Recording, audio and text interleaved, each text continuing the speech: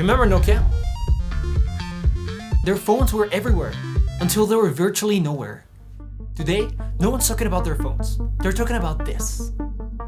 Nvidia is investing $1 billion in Nokia. This Nokia? But why? That question took me down a rabbit hole, trying to understand how Nokia went from this to this.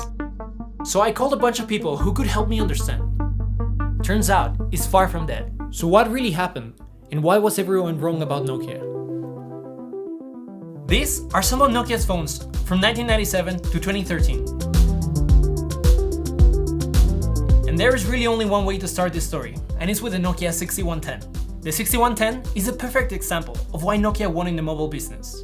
Released in 1998, it had a lot of firsts in the market. This phone was the first one to have a built-in infrared port. A variant of this model also became one of the first phones to feature dual-band antennas, enabling it to work in both Europe and in the US. More importantly, the 6110 became the first mobile phone to have an ARM-based processor.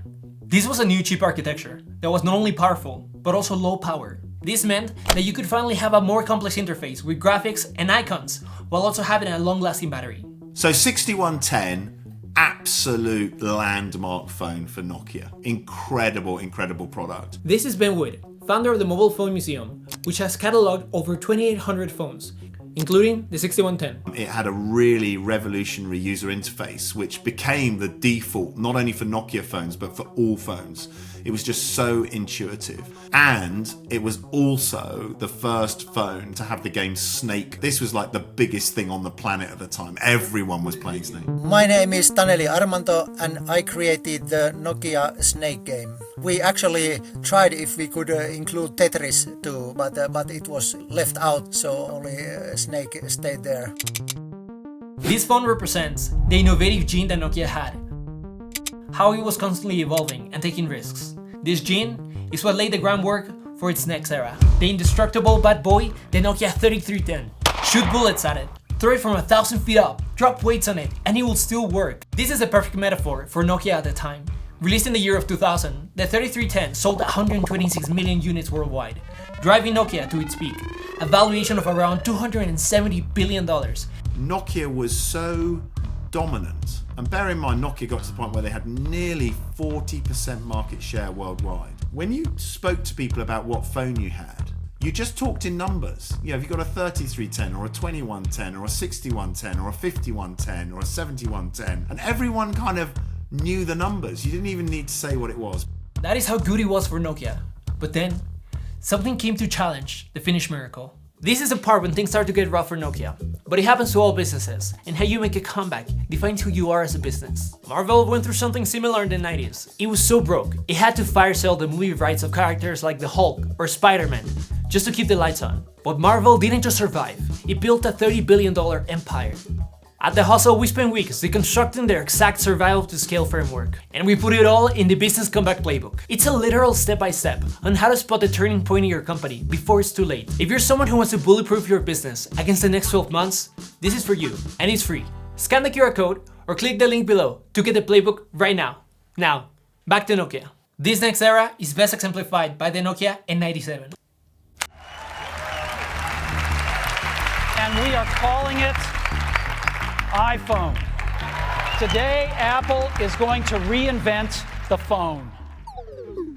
Released in June of 2009, 2 years after the first iPhone, Nokia was now in a completely different place. This was supposed to be Nokia's iPhone killer. It was anything but that. And I remember I went to a launch event for that, and they started giving out the devices to the people that were there, and the failure rate just taking them out of the boxes and starting them up was so bad that even though they had some spare units, they completely ran out of products. And I think at that point, you know, you started to think, wow, Nokia is in terrible trouble. Is a bit slow, and if you're used to BlackBerry or an iPhone or something, you'll notice that difference. So actually scroll down, when it's a very long menu, you can get a bit complicated and a bit fiddly. They don't have a lot of apps. It also feels dated compared to the iPhone. But Nokia was not falling behind because of the iPhone. At least, not just because of the iPhone. The market had already been shifting and exposing a crisis in the Finnish company. The real reason was here. Let's go back to 1998 for a second. When Nokia was first starting to develop smartphones, instead of building and maintaining their own operating system, it partnered with Ericsson and Motorola to make one operating system, a standard platform for all phones. They called it Symbian. By 2007, it was present in 70% of smartphones worldwide. However, nearly every new phone Nokia released had a different set of buttons and screen sizes. Nokia had to create a new custom version of Symbian for each. Next thing you know, it was maintaining dozens of customized Symbian variants, and every year, this approach was slowing Nokia down even more. We were seeing products that were coming to market that really weren't cooked. They just weren't ready to be given to people, and that was a real shame. It became a clunky software that was overshadowed by Apple's iOS and the newly released Android. Nokia was losing profitability. In 2008, the devices division year-on-year profit was down 23%. It needed a comeback.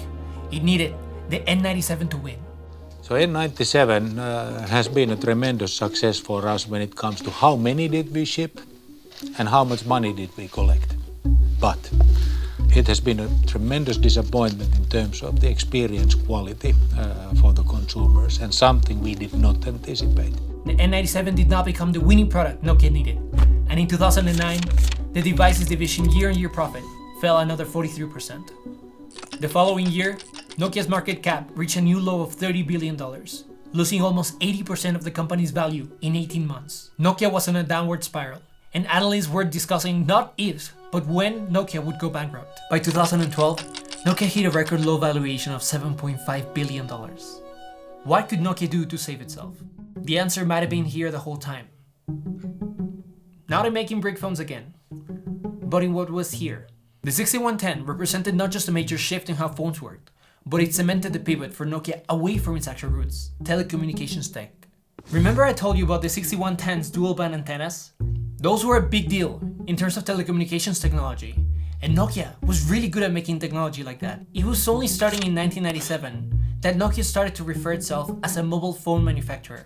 Previously, it was a leading international telecommunications company. By the time the 6110 came around, Nokia was already the second largest supplier of mobile network equipment in the world. Things like antennas, cell towers, and all of the hardware needed for a mobile network. Nokia had it all. And when Nokia started seeing big losses from its mobile business in the 2010s, the networks division was able to absorb some of these losses. And a hope for a new future in Nokia started to emerge.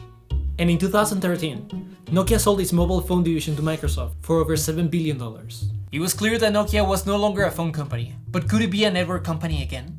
A key asset within Nokia began to shine a light on its future. That was its portfolio of over 30,000 patents and patent applications. Licensing those patents brought in a third of the profits in 2013. Like other network companies, Nokia makes money selling hardware, like cell towers. But those sales depend on industry standards, like 5G being set first. That's why these companies invest heavily in patents. If their technology becomes a part of the standard, every 5G device maker pays Nokia licensing fees, and Nokia gains an edge in building the hardware. In 2016, Nokia acquired Alcatel-Lucent, another telecom company, for $16.6 billion. This acquisition turned Nokia into the second largest telecommunications equipment company in the world. In 2021, 5G protocol standards were set by the International Telecommunication Union from the United Nations. And thanks to the thousands of patents Nokia controls, Nokia brought in over $2 billion in 2024, just from licensing patents. All in, Nokia brought in over $20 billion in 2024. So back to my question. Why did Nvidia spend $1 billion in Nokia, and why now?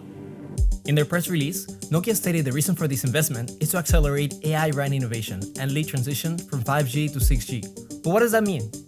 AI RAN stands for AI Radio Access Network.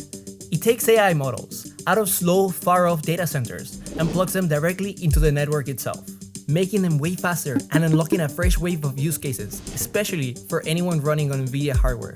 So why Nokia?